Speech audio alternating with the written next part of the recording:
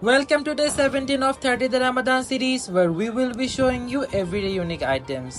আজকের item chicken alfredo cones.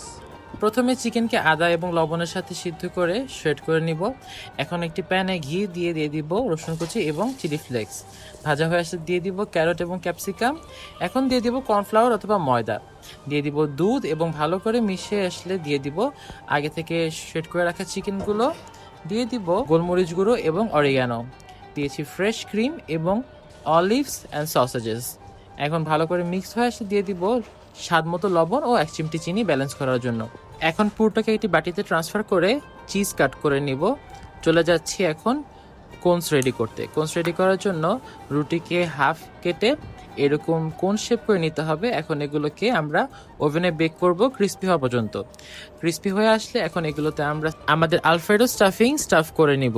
Staff করে উপরে চিজ দিয়ে আবার বেক করে নিব চিজগুলো মেল্ট হওয়া পর্যন্ত।